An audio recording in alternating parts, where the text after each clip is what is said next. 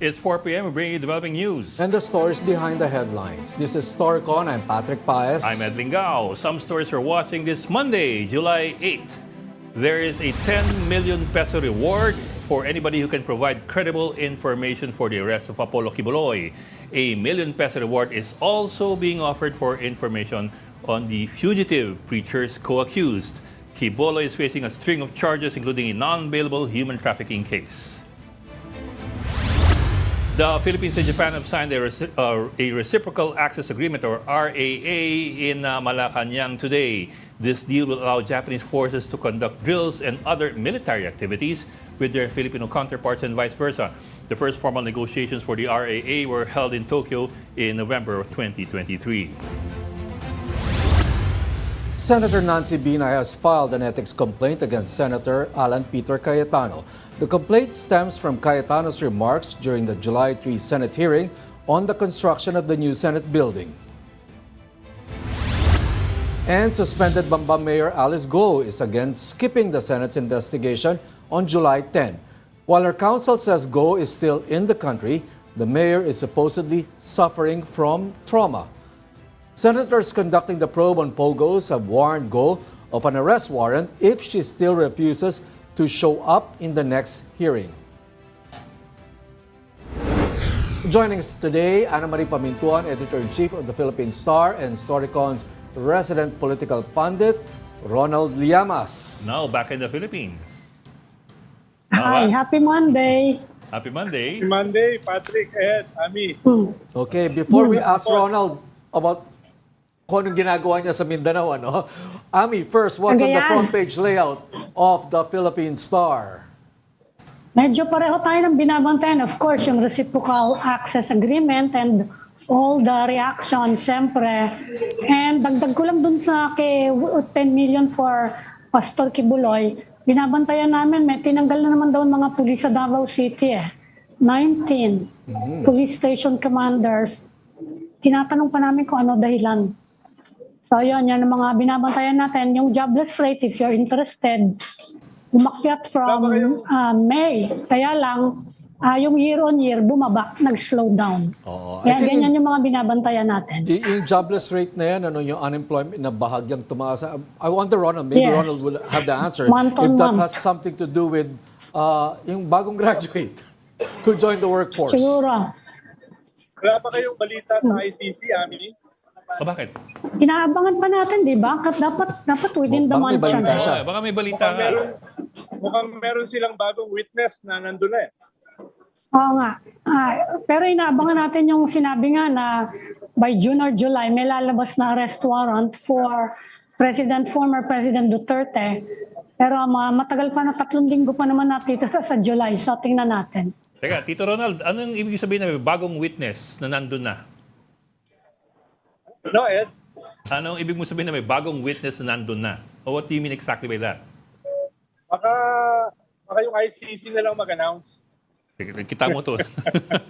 Kita mo to. Ano yun? Baka may alam kayo, sabihin mo na. Mukhang nadagdagan si Las Cañas na mga solid witness.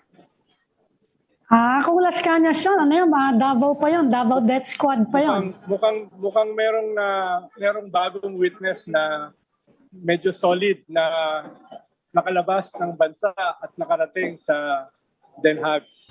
Pero Bok, are you talking about a name that's entirely new to us or somebody already familiar to us? Somebody familiar. Okay, and this new witness ano bang masasabi natin? Iwan na lang natin na Marites. Has he been presented before Yes. by critics of the Duterte administration in previous press conferences against the drug war? Sabihin na lang natin na kasama sa mga smoking guns. Okay, would you consider Literally this? as well as figuratively. Okay, Ronald, itong bagong witness na sinasabi mo, is he a bigger witness than Las Cañas? Basta significant na dagdag. Significant na Kumbaga dagdag. si Las Cañas smoking gun, ito is an additional smoking gun. Okay.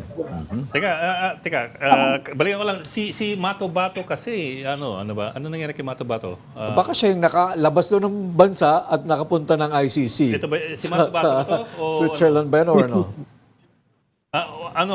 Kahol ka lang 2 beses kung oo. O isang beses kung hindi. Anong pelikula dati? Eh, ano yan? Umuoo. Sa Mato Bato. Malamang. Hindi siya nagnono eh. Oo, hindi siya nagnono. Hindi siya nagnono. Kumukuya-kuya yung ulo. Anong pelikula yung dati? Yung kakahol na beses yung Hindi sa siya no 4 years. May ganun dating series. Anyway, sorry. Very 80s. Mato Bato. Interesting. Salamat sa tip, Tito Ronald. Pero Kaya Ronald, medyo delayed yung... Ed, Patrick, Ami, mapait ako ngayon. Okay. okay. Pero Mabait siya Ronald, dahil I understand nandiyan ka ngayon sa... Meron akong hilo. Ayun. Arsobispo, kausap kasi. Yan, Mga arsobispo okay bishops kasi. Yan, reflection yan ng fluorescent sa ulo. Hindi. Alam mo si Ronald, nagbigay ng political situation or sa meeting ng Catholic Bishops Conference CBCP. dyan sa May, Cagayan de Oro. Cagayan de Oro, Ronald? Yes. Yan. Yes. So, iyan ang pag-usapan natin, Ronald. Ano ba yung, ano yung sinabi mo sa mga obispo at saka before that, ano ba interest? Ano yung mga katanungan? Ano yung mga tanong ng mga obispo tungkol sa ating political situation? Parang yung sinasabi ko sa Storycon. Ganun lang. Tamo to. Hindi, tinatanong ko kanina. Ulitin mo na lang, Ronald, kasi tinanong tinanong ko sana sila kanina ng story sa'yo. ko. Yun. Off camera. Counting political updates. Tapos West Philippine Sea. Tapos sa West, Hindi, very ang tanong, interested sila sa West Philippine Sea. Alam ko, nag-press conference si President, CBCP President Bishop Ambo David a while back. Pero mas mabuti sila na yung magsabi kung ano yung kanilang concerns. Pero in general, ay very concerned sila sa aggression ng China sa ating maritime territory at very concerned din sila doon sa emerging patriotism ng mga Pilipino. So, syempre, as the Catholic Church, hindi naman sila pwedeng manahimik at humiwalay dito sa ganitong klaseng sentiments. At in the past, ay dumadami na yung mga statements ng mga bishops. Bishop Abilio, Archbishop Soc Villegas, CBCP President Bishop Ambo David. So, medyo nag-i-scale up yung kanilang mga statements at yung kanilang mga concern. Ang alam ko, halimbawa, si Archbishop Soc Villegas is planning a civilian convoy this July 16 sa Pangasinan. Hindi naman pupunta sa Scarborough, pero magkakaroon sila ng symbolic na convoy, siguro mga 2 or 3 nautical miles from Pangasinan.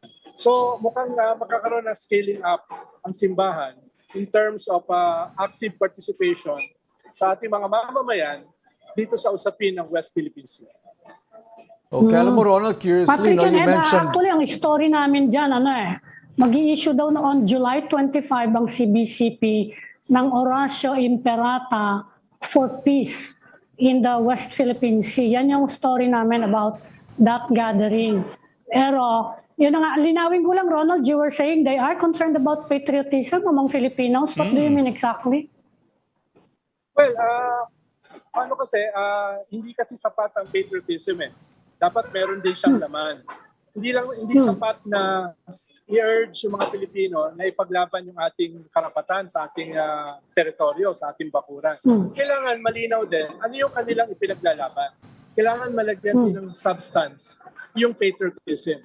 Yung mga dati lang concern, economic at saka social concern ng mga mamamayan, kailangan ay mag-scale up din. Kasabay ng pag-scaling up ng patriotism. Siyempre, concern dyan ang simbahan na hindi lamang yung patriotism ang mahalaga, kung hindi yung mga social and economic reforms para mas ganahan ng mga mamamayan na ipaglaban yung kanilang kasarilan at yung kanilang bansa. Okay, Ronald, I wonder, of course, this is what needs to be communicated to the public, patriotism, everything is couched in those terms, Pero I wonder if the bishops appreciate the nuances of geopolitics in this region, for example. Do they understand? I mean, is there an appreciation for diplomatic strategy and all that complications when it comes to the problems between two states? Yes, mukhang malawak at malalim naman yung pag-unawa nila sa geopolitics. No? At ang concern nila ay katulad ng mga ginagawa ng mga civilian initiatives, civil society initiatives, ay hindi lamang yung mga gobyerno ang mag-involve dito. Dapat yung mga mamamayan din. Dahil malinaw naman na ang tingin nila rito ay hindi naman kalaban dito yung Chinese people. Ang kalaban naman dito ay yung aggression ng Chinese government, specifically yung Communist Party of China. Concerned din sila dun sa mga Pilipino na minamouth yung mga salita ng China. Yung mga tinatawag natin mga makapili, mga taksil. So, Okay, Ronald, baka isama nila yan doon sa kanilang, anong tawag doon? Ami, Imperata? Horacio Imperata. Horacio Imperata. Loosely translates to Horacio ano ba? Imperata. It's a prayer. Ano mo si Ed Lingao Teka. dahil seminarista yan. Teka, hindi ko inabot yung Ed, imperata. ano ba yun? Medyo Latin. Ano yung Horacio Oratio Imperata, is Ed? prayer. It's a special prayer. It's a special prayer. Yeah. Horacio Imperata. Teka, I'm looking for the Ronald, literal linawin meaning. ko lang, they are concerned about patriotism, they're concerned actually about nationalism. Pagkakaiba yun sa patriotism. They're celebrating this new kind, this emergent patriotism. Ang gusto lang nila ay madagdagan ng sustansya yung pinaglalaban ng mga Pilipino, which means social and economic reforms. Yun lang naman yung kanilang gusto idagdag. At to also play a part yung mga parokya, yung mga diocese, dito sa historic battle na ito. Kaya tutulong din sila para i-celebrate yung ating UNCLOS victory sa July 12. Well, Oratio Imperata literally means obligatory sige. prayer. Obligatory prayer. Kailangan magdasal ka. yun. Obligatory prayer.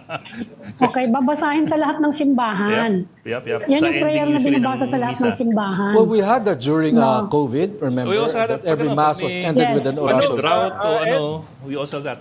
Anong kaibahan yan sa pastoral letter?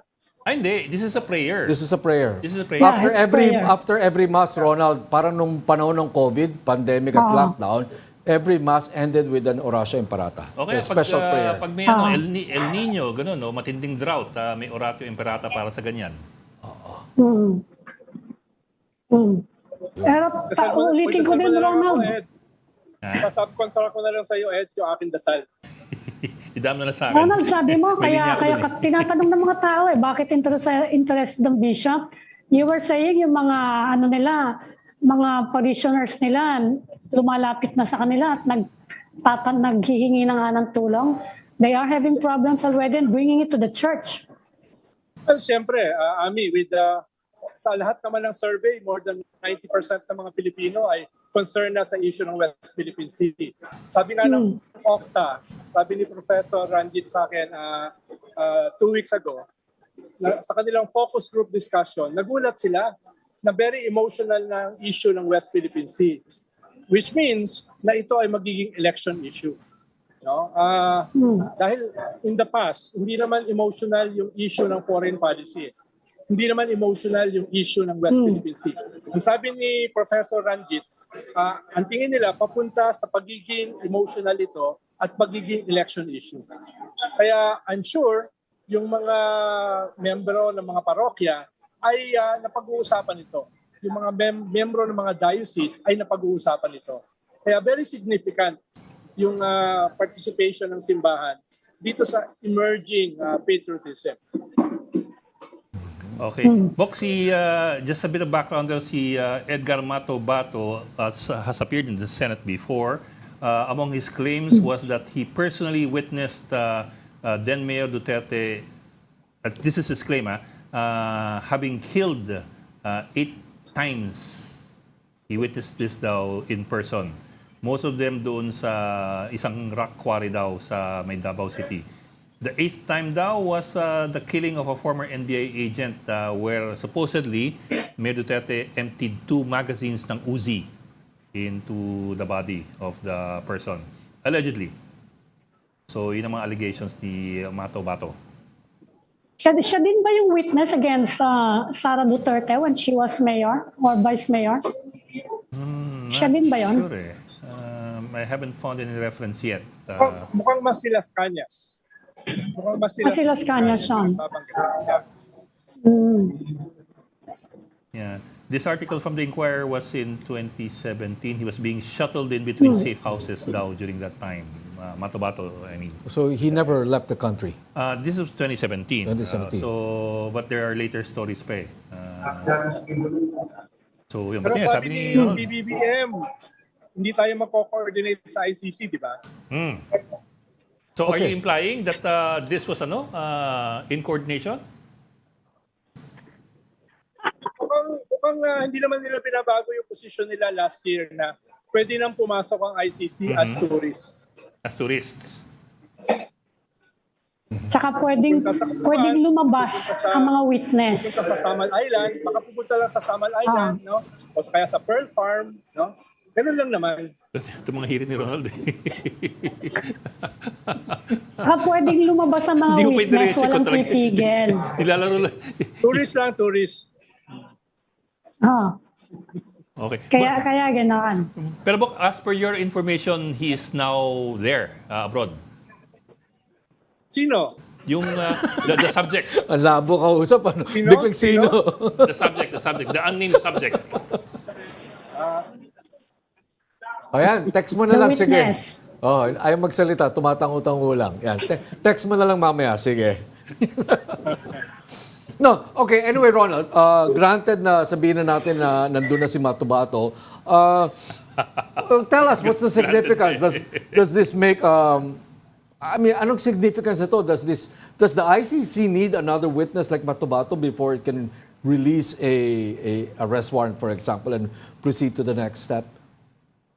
Well, mahalaga sa ICC itong mga smoking guns. Whether kung sino man yan. No? Dahil, ayun nga, patapos na yung preliminary investigation at baka nga tapos na.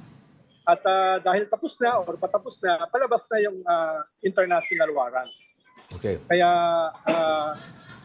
tingin ko yan yung mga huling mga kabanata dito sa mga maraming kabanata ng ICC na nagsimula noong 2017, 2016.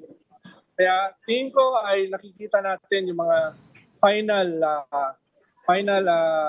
arrangements dito sa usapin ng ICC. Tingin ko lang dahil hindi naman ako privy sa internal decision making ng ICC. Ang ginagawa ko lang naman educated guess at saka chismis. Di ba, Ami? Marites. Ang pangalan mo, Ronald, dahil hindi Marites. Kaya mga dialogue yan sa Senado. Anong sabi natin last week? The adult in the room. Yun. Di ba? mukhang nagparamdam na yung adult in the room eh. Okay, but if we're going by what Ed mentioned or read a while ago, is that the significance of Matubato in relation to Las Cañas is that etong si Matubato nakita niya. Claims. Witness. Eyewitness. 8 That's not the same. occasions. That's not a claim that Las Cañas is making. I'm not sure. I don't recall Las Cañas anymore, thesis testimonies anymore. From what I recall about Las Cañas is that he was a hitman himself. He performed Ang liquidations mahalaga for... kasi, di ba, Ed, sa testimony ni Las Cañas, ang mahalaga, may magko-corroborate. Yeah.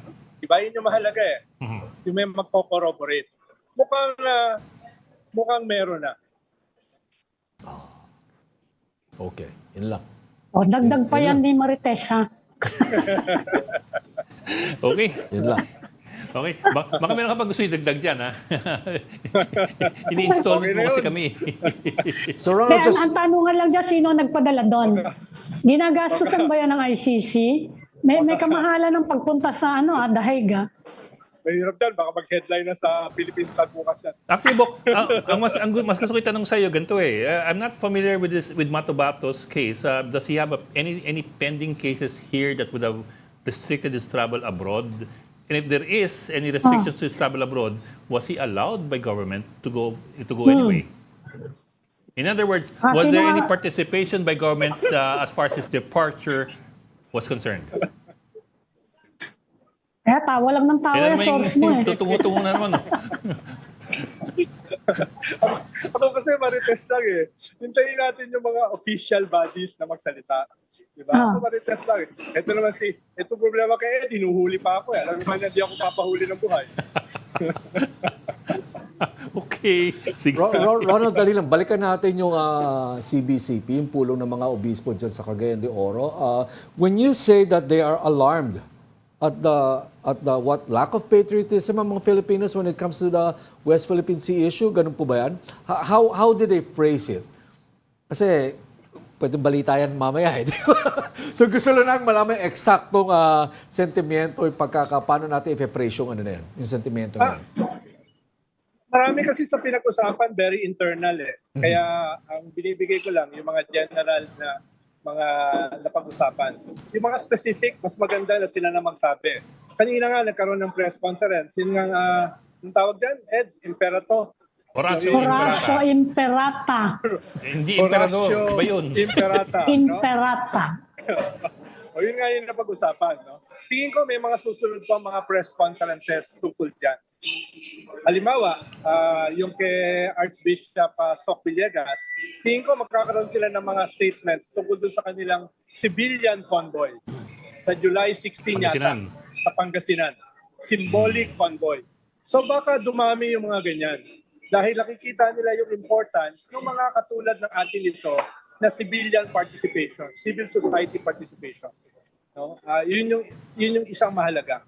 Kaya posible na dumami yung ganyang klaseng mga initiatives na ina-assert yung right ng mga mamamayan to participate dito sa para tutulan itong aggression ng China at hindi lamang iwanan sa military or sa gobyerno.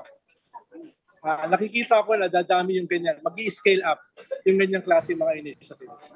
Kung ano yung mga konkretong plano ay iwanan natin sa kanila dito sa mga darating na mga araw. Pero si Ronald, wala namang secrecy of the confessional yan eh. O sige. Patawarin natin si Ronald. Mayroon na, baka ma-excommunicate ako eh. Uy, parang yung no, yung isang cardinal, isang arsobispo na excommunicate. Last week. Anyway, sige, let's move on from there. Pero masaya yung assembly, masaya. Abok. Nandun yung papal nuncio. Tapos nandun yung mga siyempre yung mga obispo, tapos may mga lay leaders din. Kaya masaya. Okay. Ronald, did they say na magkakaroon ng pastoral letter tungkol sa bagay na to, tungkol sa West Philippine Sea? Tingin ko hindi imposible na mangyari yon. Later dito sa taon. Pero dahil, sinabi nila na magkakaroon ng... Si Bishop Pavilion naglabas na ng pastoral letter sa Palawan. Pero... So pwede kasi magkaroon ng mga specific mga diocese or mga obispo maglalabas ng mga pastoral letter. Pwede yung mag-culminate sa isang nationwide pastoral letter. Hindi ko alam. Pero I just want to confirm, there will be an Horacio Imperata on the West Philippine Sea.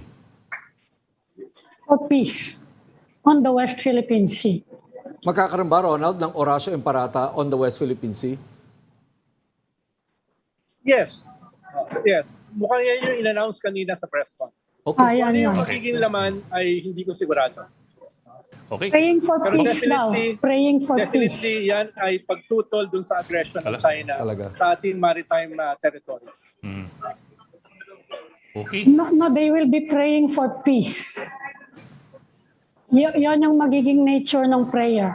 We had a guest on standby with a resource on standby a while ago, pero I think we've lost contact with him. We're supposed to bring in Professor Romel Lawi. I'm sure Ronald is familiar with him. He's supposed to give us another view of things, especially related with the RAA, the Reciprocal Access Agreement between the Philippines and also the West Philippine Sea, on the developments in the West Philippine Sea. Pero our producers are trying to get back to him, bring him back on the line. In the meantime, sige, ano ba? Hello? After the break. After the break. Okay. Sige. Sabi kanina ni Manny Mogs, Okay.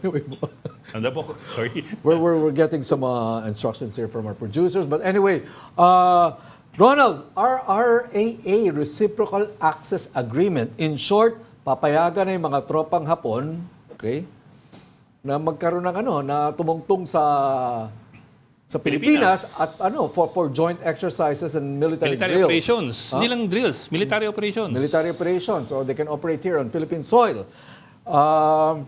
Some people look at this as kind of ironic, Ronald. I know that this whole setup happened during at least Pinoy's time, but should we find irony in this na magbabalikan yung mga Hapon? Kasi, for context, Ronald, before you proceed, naglabas ng statement ang CPP-NPA condemning this RAA with Japan. And one of their points in their statement is that yung mga atrocities ng mga Hapon, hindi nila nakakalimutan noong World War II. Ngayon, pababalikin ng administrasyong ito. Your comment, Ronald. Well, tama naman yun, Patrick. Dapat hindi naman kalimutan yung mga historic crimes na yan. At kailangan din naman sa Japan na aminin yung mga nangyari. Pero yan naman yung kasaysayan natin 300 years nga tayong nasa ilalim ng mga Kastila, ang tawag sa atin mga Indio. Tapos at the turn of the century, nagkaroon tayo ng gera sa mga Amerikano na mas marami pang namatay kaysa doon sa 300 years under the Spaniards. So ibig sabihin, kasama yan sa ating kasaysayan. Pero at the same time, hindi naman yan pwedeng maging permanente na sitwasyon natin. Halimbawa ngayon, kaibigan natin yung mga Kastila. Kasama natin sila sa mga usapin ng human rights, civil liberties, freedom of the press, etc. So kahit tinatanggap natin na sila ay naging mga colonizers natin. Ganon din sa mga Amerikano. Dapat dialectical yung ating pagtingin. Merong mga magaganda, merong mga hindi magaganda. Mahirap naman kasing i-absolutize yan. At katlo, dito sa mga Hapon, yung aking lolo, yung aking tatay, at saka aking mga tsuhin, lahat mga guerrilla na lumaban sa mga Hapon. Pero at the same time, ay iba naman yung mundo natin ngayon. At marami doon sa mga perpetrators, nung ganong klaseng gera, ay wala na. Sana ay hindi na maulit yan. Sana hindi na rin maulit yung ginawa ng mga Amerikano sa mga Hapon, yung Hiroshima at saka Nagasaki. Maraming mga aral sa nakaraan na dapat hindi nang maulit. Pero hindi ibig sabihin na sarado na tayo sa pakikipag-ugnayan sa mga iba't ibang bansa na medyo nagkaroon tayo ng masamang karanasan. Kaya yun yung mahalaga. Kaya dapat tignan natin yung mga agreements na yan kung ano yung positibo para sa atin at ano yung positibo para sa kanila. So Ronald, anong positibo? Anong positibo? Why do we need this RAA with Japan? Well, baka kasi hindi ko pa nakita yung fine print Yan. Medyo matagal lang niluluto yan, di ba Ed? Yung parang visiting forces agreement natin with Matagal Japan. na, pero medyo mabilis din. mabilis yung pirmahan. Medyo mabilis siya. Medyo mabilis and it's included sa merong nilaunch ang Japan Tayo unang-unang beneficiary ng kanilang defense ODA. Meron silang bagong official assistance ngayon, overseas assistance, pero focusing on defense at tayo yung unang-unang beneficiary. So that's linked.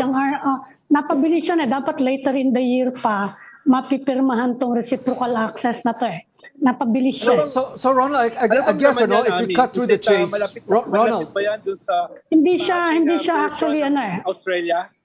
Maybe it's closer to Australia. It's closer to our VFA with Australia kesa sa VFA natin with the US. So, iba siya. So Ronald, Mas malapit siya dun sa Ronald, I guess to cut through the chase, the proponents of RAA with Japan, like the proponents of this same agreement with Australian forces, is that we need these allies, here in the Philippines to push back China.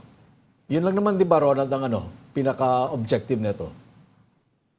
Well, ang mahalaga sa akin, Patrick, ay magkaroon tayo ng mga bilateral as well as multilateral agreements sa mas maraming mga bansa para hindi lamang sa Amerika. Halimbawa, sa Europe, halimbawa sa India, na bumili tayo ng mga magagandang mga missiles.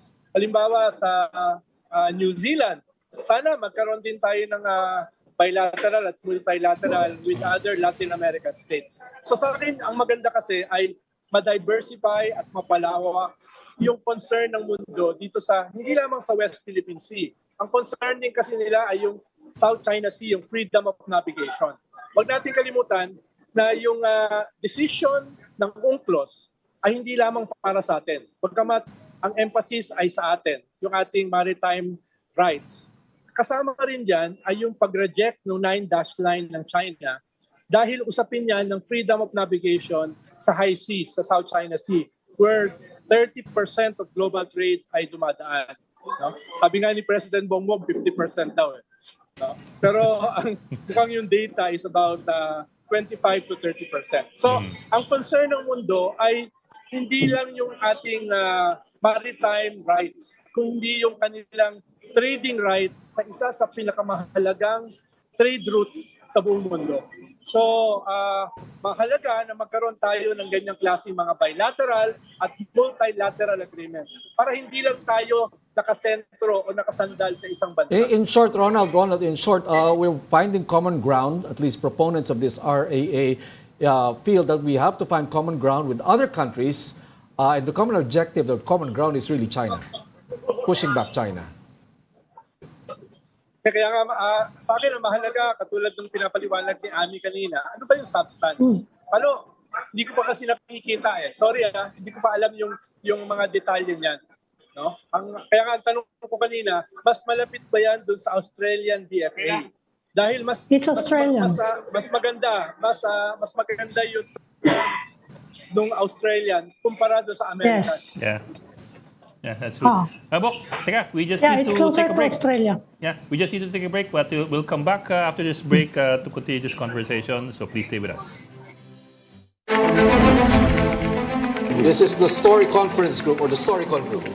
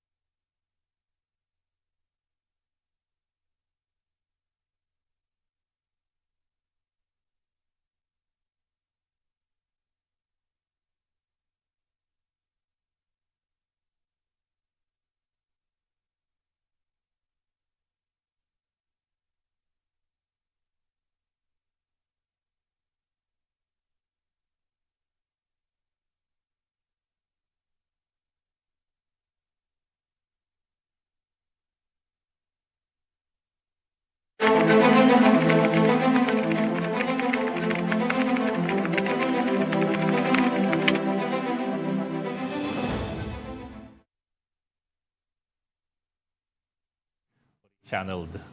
Yan. Ayan. Kaya na ba? Ikaw. We've got the developing news and the stories behind the headlines. Welcome back to Storycon. I'm Patrick Paez. I'm Ed Lingao, and still with us, Pamintuan of Star, and Ronald Llamas, our Tito, our favorite Tito Pandit. Bok, I think it's interesting lang to point out, kasi yeah, we've had a lot of changes in the way we view Japan over the past so many generations.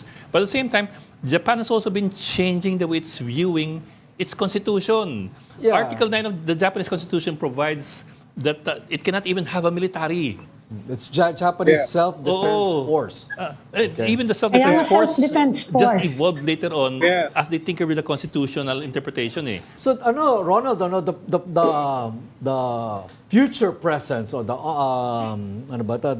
soon-to-be presence of Japanese soldiers here on Philippine soil would be a big step. Yeah. It's a big step, right? Example lang It po ka. would be a big step. Coming from that pacifist constitution of theirs, they were not allowed to have any No military. no military. They don't even call it the military. No army, no air force. Japan self-defense force. In fact, in the Self-defense force. first Gulf War, Japan could not send troops, so they sent Kasi money. bawal, oo. But in the second Gulf War in 2003, then they reinterpreted the constitution and they started sending peacekeepers. Peacekeepers naman. So For the first pwede. time. Peacekeepers For kasi the first time tawag nila. nag-deploy. Pero ito talagang tropa. Oh, ito tropa na talaga. Tropa na talaga. But that's been happening over the years, right? Actually, Ed, Ami, kahit merong restrictions sa Japan for several decades since World War II, ay pinayagan naman silang gumawa ng mga self-defense Self-defense na. armaments. Yeah, Halimbawa, JSDF. Yeah. ang Japan ang isa sa pinakamagaling gumawa ng mga barko. Diba? Isa sila kaya nga bumibili tayo ngayon sa kanila ng mga barko eh. Isa rin sila Yes. sa pinakamagaling gumawa ng mga non-nuclear submarines. No? Kaya, ibig sabihin, hindi ganun kalayo yung talon from being defensive to offensive capability dahil ginagawa na nila yung kanilang military hardware long before, kahit on a defensive frame. Bok, teka, ipasok natin si Professor De Castro. Baka paputol linya natin.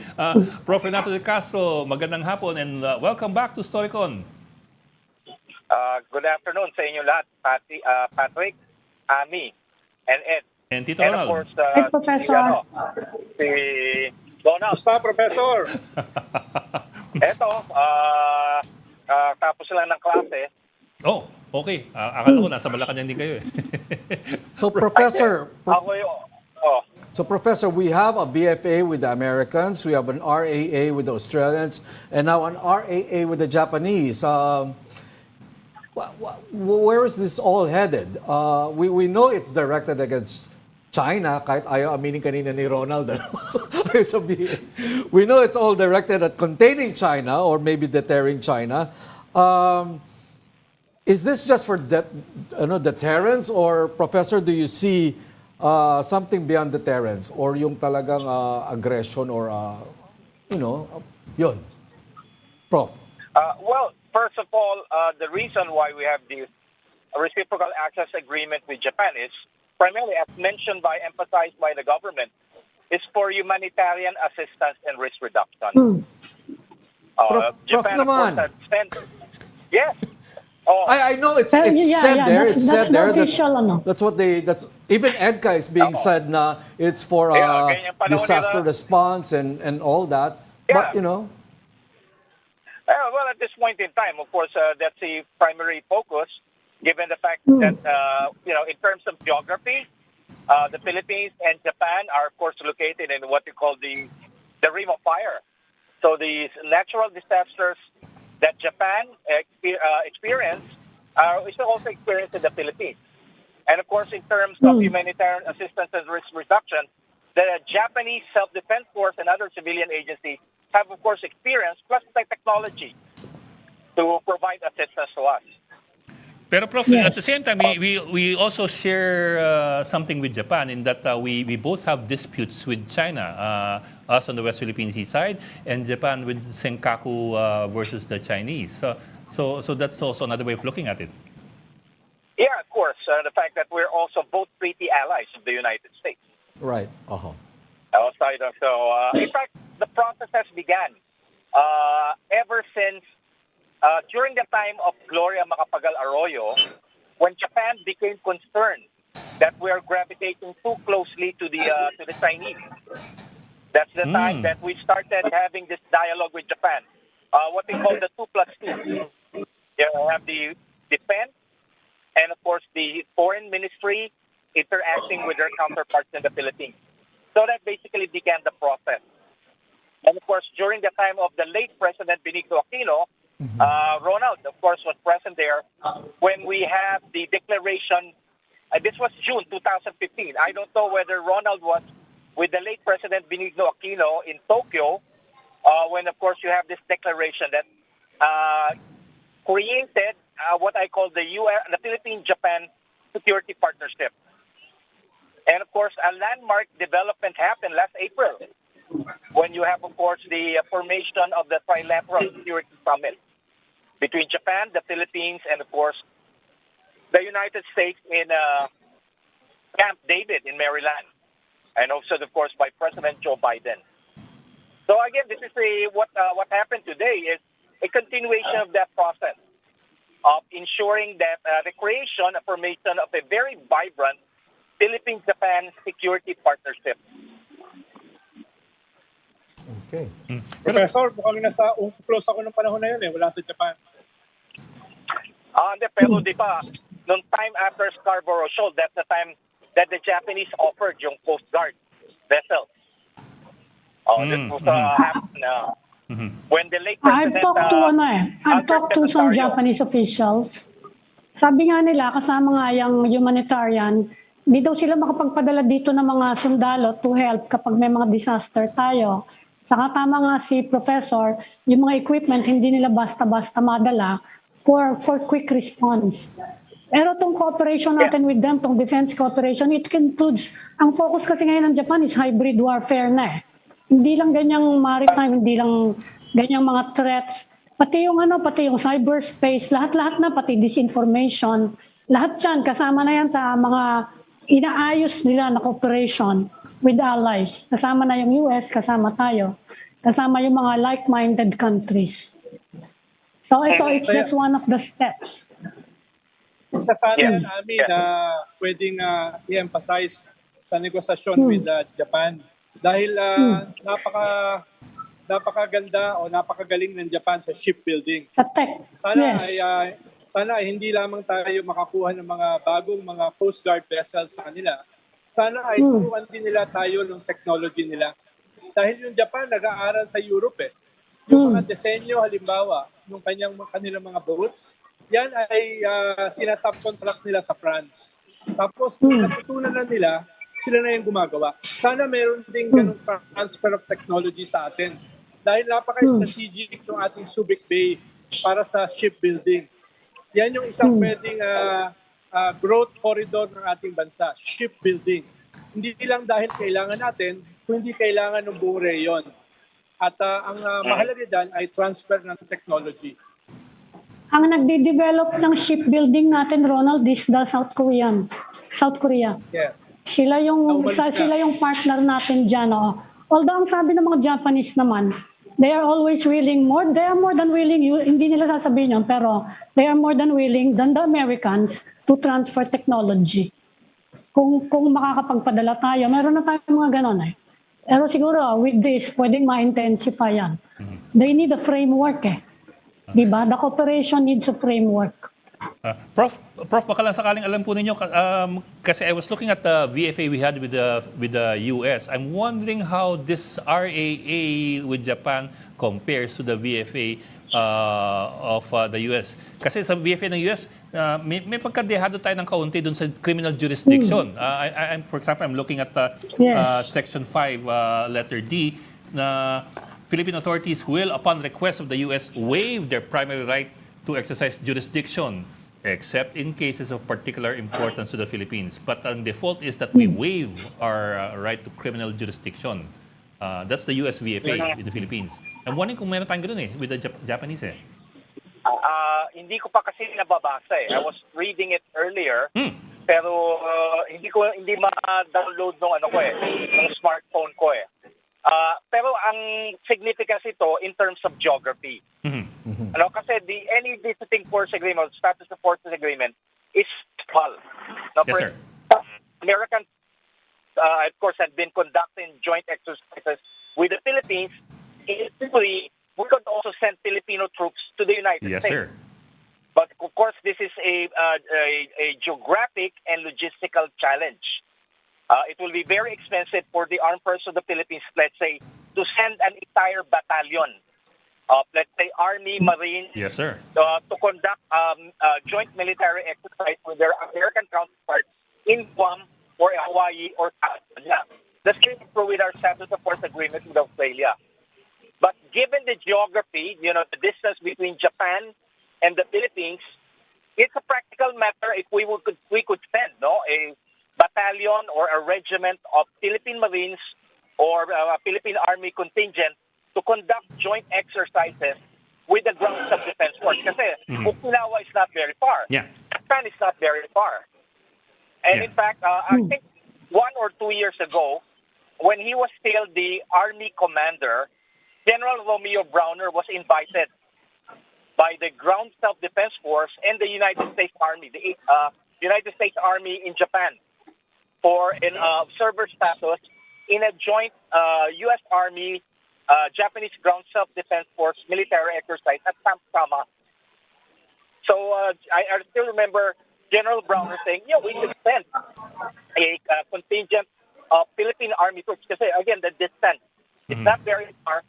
And of course, the Philippine Navy now has, of course, strategic transportation capability. Kasi kung sa US nga naman, alam mo, ibalik bayan box ng mga tropa natin. Sa Australia, nakakapagpadala tayo. In fact, yung first contingent ng Philippine Air Force natin, nagpunta ngayon sa Darwin, Australia, for military exercise Pitch Black 2024. First time na nagpadala tayo ng Air Force. Pero Ami, ang layo rin ng Australia. I remember, ngayong araw lang yan. No? That's a 10 oras story ata yung today. biyahe. Ang layo din ng Australia. Tsaka Medyo malayo ang Australia sa bakbakan. It's also almost halfway across the world. Japan, pero malapit they're lang. raising their profile in the South China Yeah, Sea. they are. Yeah. Well, Professor De Castro, what I'd like to know is if are there discussions to provide other countries also, other allies, access to the Philippines, for example, South Korea. May mga ganun bang usapan, Prof? I haven't heard anything with South Korea, but I heard Canada is interested, France is interested, New Zealand is interested, and even India is interested for a status of forces agreement with the Philippines. Okay, Professor, I've always been curious why South Korea is not as gung-ho about this, well, is it because there's Japan in the room? Professor. They're still focused on the threat from their northern neighbor, and that's of course North Korea. And also because of the North Korean security challenge, the South Koreans are balancing the relation between their allies, South Korean allies, the U.S. And China. And of course China. Okay. And they don't need any more BFA with us kasi they've taken over with K-pop. At least yung current administration against South Korea is more open, it's more proactive. But of course, the party suffered a major defeat in the last election with the liberals. So again, they have to go through this process again of balancing the relation between like-minded countries and of course with Japan, with China. Okay. So South Korea seems to know where its national interests lie, given it's balancing its alliance with the United States. At the same time, it needs to maintain ties with China to maybe hold back North Korea or something like that. Prof, with what's developing here in the Philippines, our RAA with with Australia and now with Japan. Do you think this is where the Philippine interests lie? Well, those initiatives are coming from Manila. So, it's an effort that actually began during the time of the late President Benigno Aquino III. Diyan ay tinatawag, I use the term linking spoke together, which became very apparent during the humanitarian assistance risk reduction operation after Typhoon Yolanda. Oh, so Professor, you're saying that we want them here. The Philippines wants them here. Making that made us living great funds and of course security partnership. Okay. Si Ronald, It's breaking up. Ronald? Professor, meron pa bang ibang mga ganyang similar agreements in the works? I think with Canada, India, New Zealand, and even France. Prof, long shot. What about Taiwan? Malabo, no? Wala, may one China policy. May one tayo, China eh. policy. Oh, Just yeah. ask that. Sinabi ni Gibo, Secretary Chodoro, hindi daw pwede. Yeah, I just had to ask it. Yeah. Okay.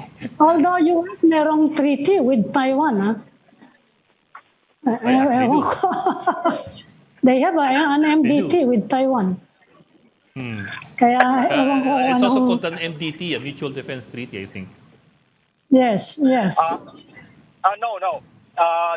The United States doesn't have any MDT with Taiwan. That has been abrogated. When, Oh. of course, Nawala you na, have oo. the ship in. But Nag-one there is China what you call policy sila. there's what we call the Taiwan's Relations Act, which is not a treaty, it's a domestic U.S. law that obligates the U.S. government to provide assistance to Taiwan so it could develop its independent capability Okay. against China. Okay. Yes, sir. Sorry, I stand corrected. It was what they also call the MDT is the one that the U.S. has with South Korea pala, not with Taiwan. Okay. Not with Taiwan. Yes, sir. Thank you, sir.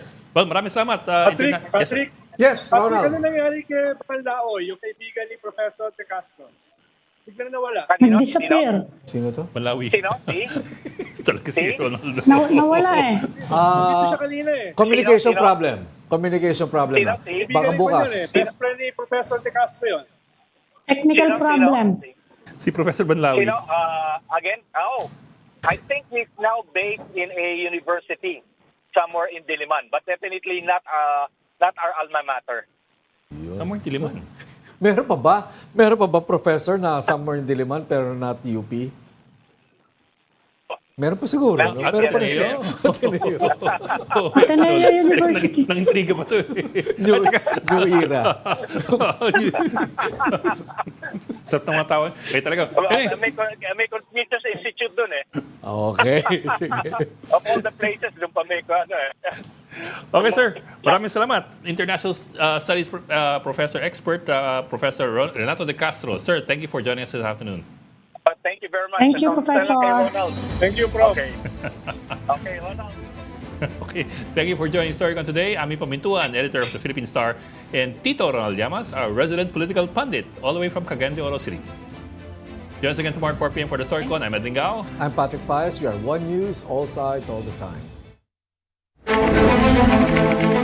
This is the Story Conference Group or the Storycon Group.